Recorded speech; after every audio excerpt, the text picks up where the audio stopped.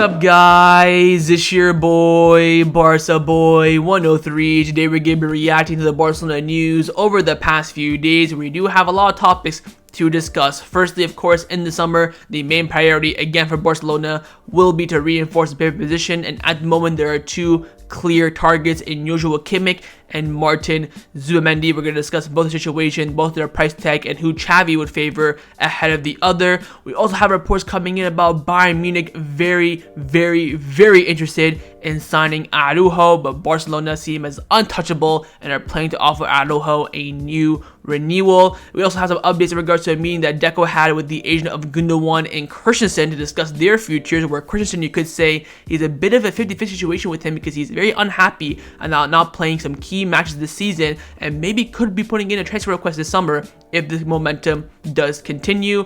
Updates on Oriol Romeu, again, he's not having a good time at the moment, mainly because the media pressure is getting to his head, and that's why he's not performing, even though the club and the players think he has a good ability. He's not showing it on the pitch. We hear that Girona, MLS, and Saudi clubs are very interested in Romeu this summer. We also have some key injury updates as well on Stegen, Cancelo, Xavi, and a big one on Ansu Fati. But before we get into it, make sure you guys smash that like button down below. Let's try to get the 200 likes in this video. Be very much appreciated. And also, if you're new, make sure you subscribe down below if you haven't already, and let's get into it. Now, before we get into this video is sponsored by Number One Foot. Number One Foot is one of the best replica football jersey websites on the market right now. They have a variety of different items at absolutely fantastic prices. For me here today, I'm going to show you guys the training kit from this season. This is the warm-up kit that the players use when they go out for training every single day, pre-games as well. You have here the Spotify logo. They have the club badge on it with the diamond as well. And I also have here one of the sweaters they have from last season. This was the Catalonia version. It feels like I bought this from the Nike store directly. The quality is absolutely unreal. The printing is fantastic. And of course, mainly the prices are unbeatable. And if you use the discount code BOY at checkout, you do get an additional 15% off your final order. That is BOY. Use it at checkout. You get 15% off your order, and all orders above $80 as well will guarantee you free shipping. So what are you waiting for? Click the top link in the description down below and get your new football kits today. Let's start off with the transfer news over the past few days. And the only position that we have been linked with in the transfer market over the past few days has, of course, been the main position that we need to reinforce in the summer, and that is the pivot. We have been linked with two names, the first one being Kimmich. Now, Manu Sanchez, who he's a bit of a medium journalist. I think he's really reliable when it comes to Jorge Mendes clients. I'm pretty sure that Kimmich is not a Jorge Mendes client, but he does have some sources, so it is a rumor that we should consider, but I wouldn't take it to too much heart. He's come out saying that Kimmich will again be an objective for Barcelona in the summer. In fact, Xavi has spoken with him on several occasions, and the German midfielder would be delighted to join. Again, Kimmich has a contract with Bayern Munich until 2025, so he's entering the final year of his deal this summer, so Bayern Munich have to either renew his contract this summer or ship him off if they want to get a good price for him. Of course, they can keep him until he's free, but that's not smart business. Now, following on to this report, we do have a more reliable journalist, especially from Catalonia. Of course, Manu Sanchez is from Madrid. Javi Miguel, he's come out saying that Martin Zubimendi and Kimmich are the first targets to strengthen the pivot position in the summer, and he does emphasize that Zubimendi is Xavi's first choice. What I don't understand is I get a lot of comments about Zubimendi when I talk about him. Oh, he's not that great. Oh, he said it 1,000 times he's not going to come to Barcelona. Some of you guys really hurt my brain. Zubimendi will be by far the better signing than Kimmich, and I will tell you why. Fits the mold better. He's younger. His adaptation will be easier. Speaks the language. Already knows the majority of his the Barcelona players from the national team. The only area where Kimmich beats Zubimendi is versatility and experience. Now, on the versatility side, yes, Kimmich can play at right back, he can play center as a pivot, he can play as an interior, you can chuck him in as center back if you really want to, but we have already other players to fit that mold to cover those positions. Experience, yes, he's a very experienced player, I understand that completely. He's top of this game. You could even argue that Kimmich is a better player right now than Zubimendi, but where I would counter that argument is I think that Zubimendi is a better pivot. than Joshua Kimmich. Keep in mind, Kimmich does play a double pivot at Bayern Munich, or when he is deployed at right back. Of course, right back is by yourself. If Joshua Kimmich was cheaper than Zubimendi, I could see the argument. Again, for me, I'm just sick and tired of signing experienced players. I think we're at a point now in this team where you want to have kind of build on that young core. We already signed experienced players in the past like Lewandowski. I don't think we have Ilkay, Gundogan as well. I don't think we need to add Joshua Kimmich to that. If you sign Kimmich, you're going to get 2 or 3 years out of him at most. With Zubimendi, you get a decade. It baffles my mind. Like, Bayern Munich are going to ask for more than 60 million euros for Kimmich in the summer. 100%. They robbed us of 50 for a 33-year-old Robert Lewandowski. And you think they're going to ask for less for Kimmich in the summer? Look, and I think there's going to be other suitors for Kimmich, and then there's other teams that can use Kimmich better. You know, for example, Man City, they're already a very developed team. They have experience and some youngsters, but they just add an already good player into the squad. It makes them better. Understandable. But for Barcelona, it just doesn't make sense. Again, Zubimendi just fits the mold. The profile is so much better. I think he's a better pivot than Kimmich as well. But we'll wait and see. I think it depends on what happens with Kimmich and Bayern Munich. If the contract talks completely fall through, I think his name will definitely be in contention. If he renews, then it's only going to be Zubimendi or no one else. But I think Zubimendi is by far the better player, the better signing as well for 60 million. I think Joshua Kimmich will probably cost you 70 with variables as well. I think Bayern Munich probably want 70 million for him in the summer. If they want 60, they're both the same price. We can have that debate, but I still think Zubimendi will trump him. I think the only way you can favor Kimmich over Zubimendi is if he's cheaper. If he's going to be available for 50 million, maybe you can have that argument, but I'd rather still spend the extra 10 million and get Zubimendi, if I'm being completely honest. There have been reports as well about Gabriel Moscardo lately, about Chelsea being in the race for him, PSG in the race for him as well, and the quoted price is around 25 million euros. You double that and you get Martin Zubimendi, who is a much better player and will adapt easier to Barcelona in my opinion. So I'll wait and see. I think this summer we'll have some key movements, key signs as well. And the top of the list to reinforce, of course, in the summer is the pivot. And right now Barcelona have Joshua Kimmich and Martin Zubimendi sitting there as their top targets. Let's now discuss the players that have been rumored to leave Barcelona over the past few days. The first one up is Oriol Romeu. Now with Romeu, all the rumors about him leaving all started with his mentality issue. Again, David Bernabeu from Sport came out saying that Oriol Romeu suffers from mental resistance due to too much pressure and criticism. The player thinks he's worse than he actually is. Javi Miguel then came out confirming this, saying there is growing concern within the Barcelona dressing room regarding Oriol Romeu. The team believes that he may be facing a mental block despite having unquestionable abilities and quality. The man is 33 years old. He won the Champions League with Chelsea. He's been playing the Premier League with Southampton. He played with Girona. And he's having mental issues with criticism? You talk about signing veterans. I look at Kimmich. He might come to Barcelona and then the Catalonia media go after him. He might be absolutely shite. I get it. The Catalonia media is not one for the faint-hearted. They do attack you like no tomorrow. But come on. No, none of the media have been saying that Romeu should be sold. He's absolutely shite. They're just saying that he's not performing well. No one's really attacking him like players have been attacked in the past. And if it was bad, I would understand it. I would comply with Romeu, say, you know what, the media have been absolutely rinsing him.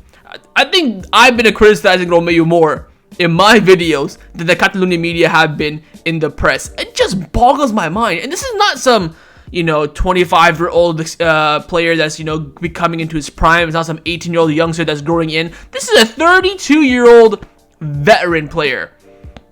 I don't know. So following all these reports about Romeu's concern and media blockage affecting his performance, there have been some reports coming in, more specifically from Ilkay, who is a bit of a 50-50 journalist as well, very similar on the scale of Manu Sanchez. He's come out saying that MLS and Saudi Arabian clubs are showing interest in signing Barcelona's 32-year-old midfielder Oriol Romeu, and we know for a fact that if Romeu is available, Girona would be interested in re-signing him back. The president and their sporting director have come out saying this on multiple occasions. Even Alex Garcia, their best player at the moment, has come out saying we miss Romeu so much, we take him back in a heartbeat. So the positive side to Romeu is that there is suitors for him. We did spend, I think, 3.4 million for him in the summer.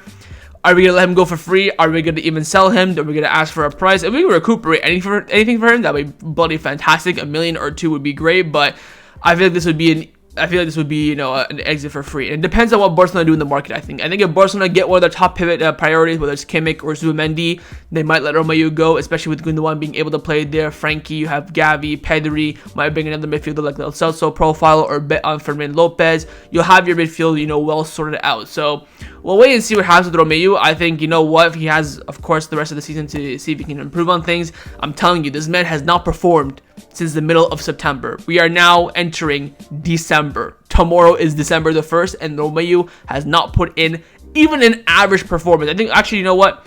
He played average, I think, against Shakhtar when we lost 1-0. Apart from that, he's been below par. So we'll wait and see how things go with Romeu, but right now his Barcelona career is looking likely to end sooner than expected.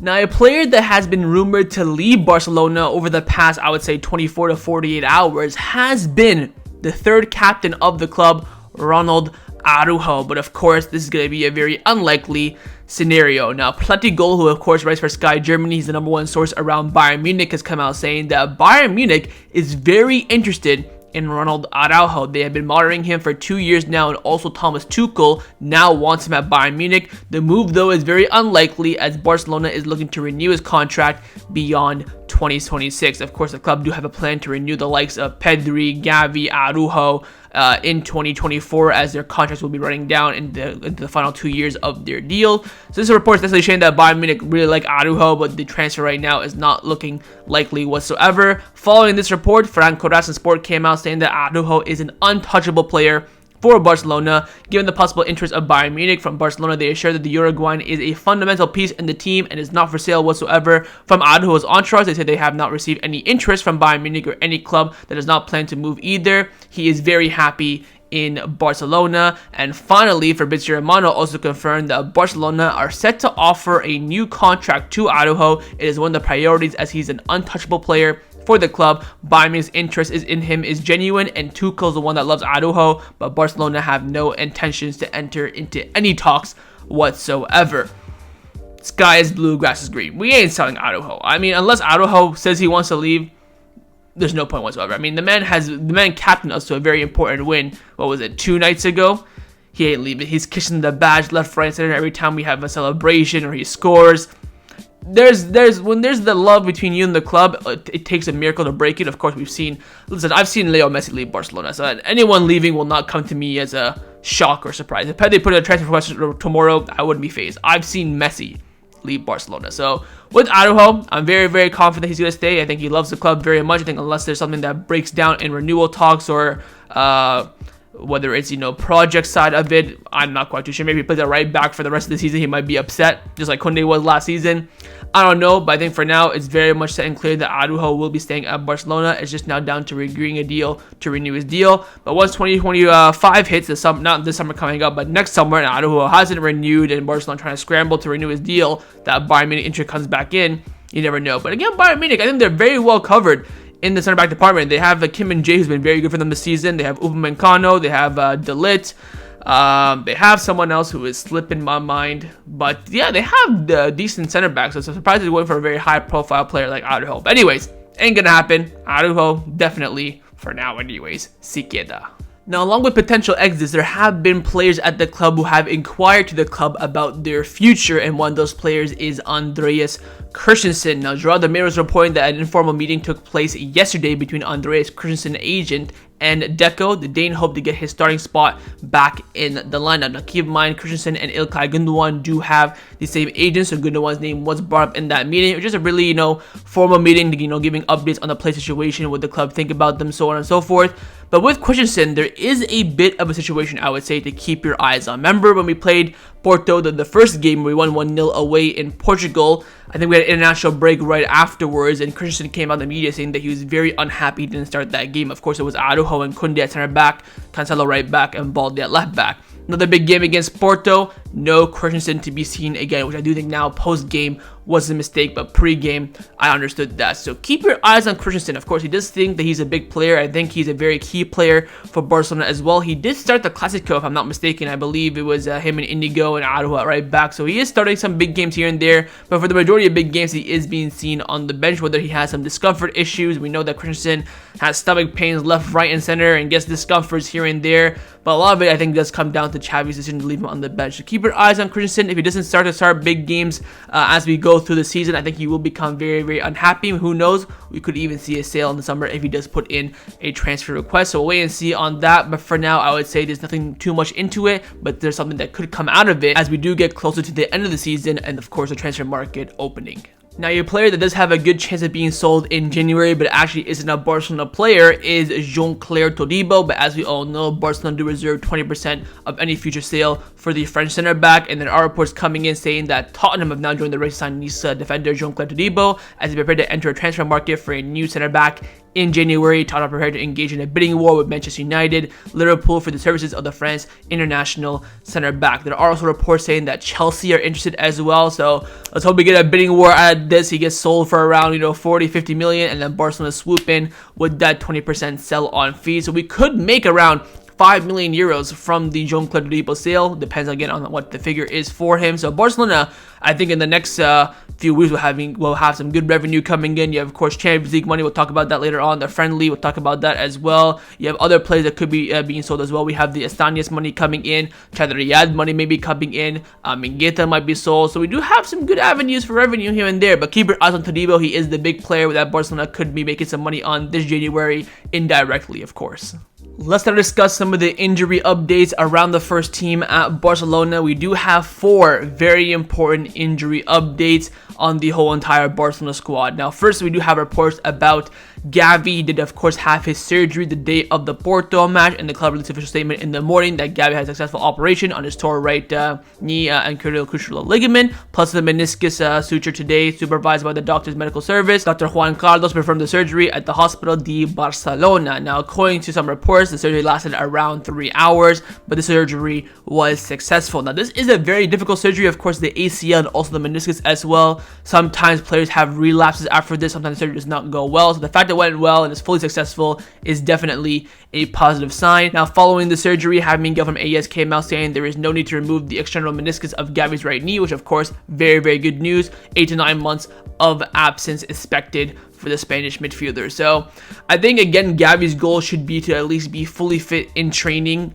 come middle of July, beginning of August time, somewhere around there, to really get started on with Barcelona. Of course, the season starts, I believe, August the 10th, something like that. So if he's at least training by then with the first team, that for me would be a positive sign, but we'll wait and see. The expected time for him is to come back around September, so we'll wait and see on Xavi. But again, it's really sucks that he's injured. I still can't believe it. Anyways, next up, the only currently first team injured player that we should be worried about for this season is, of course, Marc-Andre ter Stegen. No game minutes for him against Vallecano and Porto. Now, following the Porto match, there have been reports coming out first from Tony Juan Marti. He actually comes out with 2 reports. First, he's saying that ter Stegen tried everything the morning of the Porto game to be fit, but it was not possible for him. He's already thinking about the next game against Atletico Madrid. Javi Miguel from AES came out saying that everything indicates that ter Stegen will be available for the match against Atletico Madrid on Sunday. But last night we did get some big news around the goalkeeper situation, mainly coming in again from Tony Juan Marti. He's come out saying that Inaki Peña could start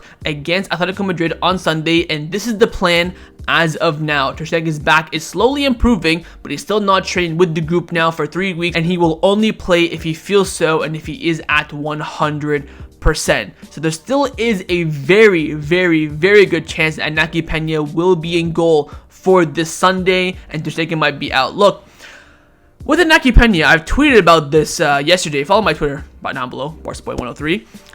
There's a lot of hype around Inaki Peña's performance against Porto. What did I say in my match review? I think he was a good shot stopping, made some good save, but distribution was dreadful. I think I gave him a 7 out of 10.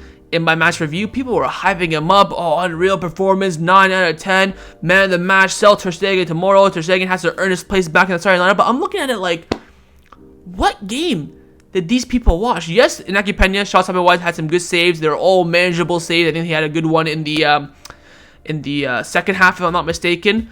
but his distribution was still dreadful. I mean, you had Gundogan and Pedri pointing to him, telling him where to pass the ball. And again, his long range passes are not even that accurate. I think that comes in with confidence. So I'll back Ilkay for Atletico. I'm not too fussed about it. I think he did enough against Porto to really, you know, if Ter Stegen is really out, then fine. I think if it was Vallecano, then Atletico, I'd be like, yo, Ter Stegen, get on those painkillers and get back in net. But there's a lot of confidence right now in Ilkay, which I think is definitely a good thing ahead of the match against Sunday, where he has a very, very good chance to start the game. Again, Ter Stegen will only play if he's at 100% without painkillers. Now, in regards to Ilkay quickly, there have been reports coming in from Javi Miguel from AES saying that Dominic Torrent, who of course was the Galatasaray manager that brought in Ilkay on that 6-month loan deal, called Xavi to recommend him to keep Ilkay when he returned from his loan in Turkey. So again, he really impressed in Turkey. Of course, he played against us in the Europa League, played well. He talked to Xavi, said, look, you gotta keep him. He's a top player. And in the end, we have kept him. Hopefully, he does get his chance on Sunday. If, of course, Ter Stegen isn't fully fit,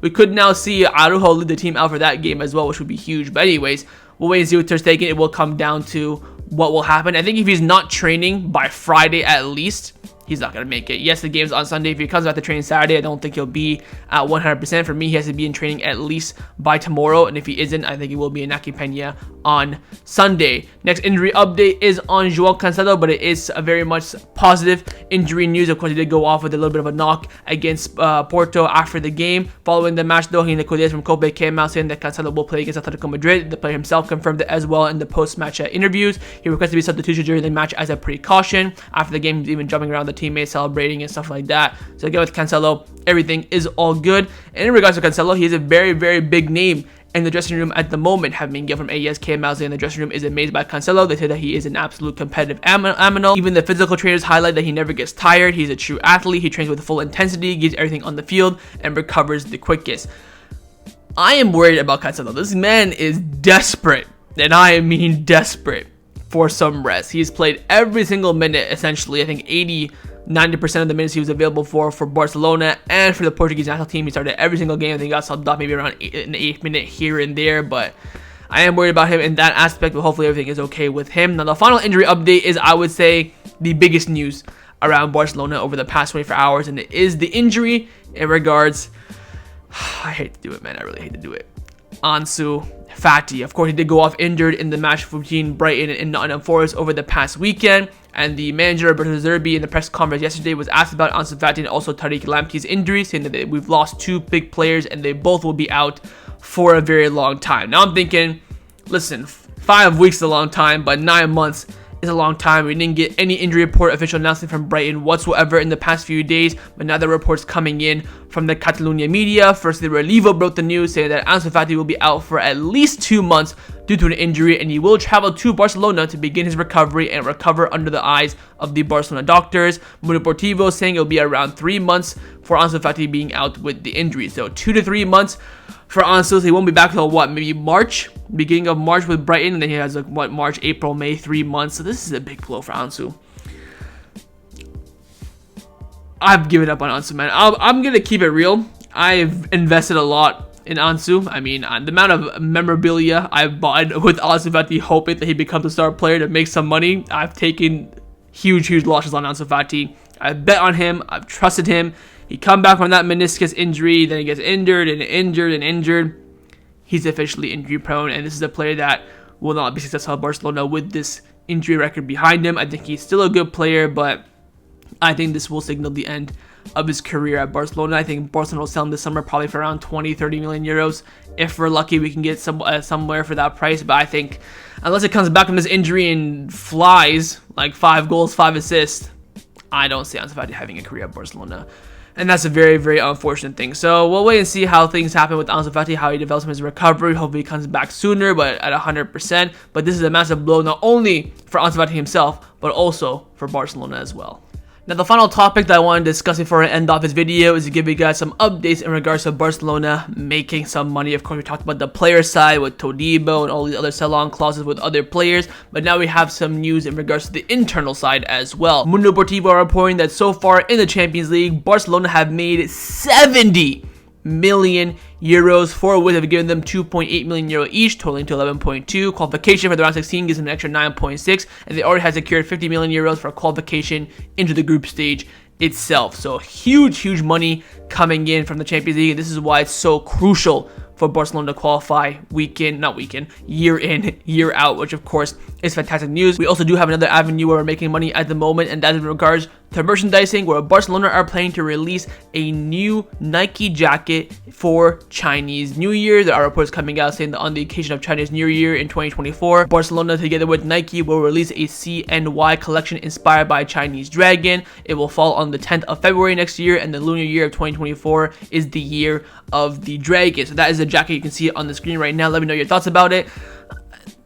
I think it looks cool, but it's not really my style. I'll keep it real, but I think this would attract a lot of people, and it is a special kind of collab where we've seen Barcelona be very successful with the Nike Paddock collection. Everything sold out, the day of. So when Barcelona do collabs with other companies, it does, come into fruition, and let's hope this Nike collab with Chinese New Year being involved will be a great success for Barcelona. Now, the final topic I want to discuss is in regards to Barcelona making some money, but also the players not being too happy about it. As we all know, we do have an end of year friendly match for Barcelona to make some money. It is straight after the Almeria game on the 20th. We play on the 21st, my birthday. Of course, 4 days after that, it is Christmas. And some of the players, or you could even say the majority of the players, were very unhappy about this. There are reports coming in saying the Barcelona dressing room do not want to play in the friendly in Dallas on December 21st. They've told this to the coach and to the board as well. And now the board, in order to compensate, are preparing to propose 100,000 euros to each player to go there quietly,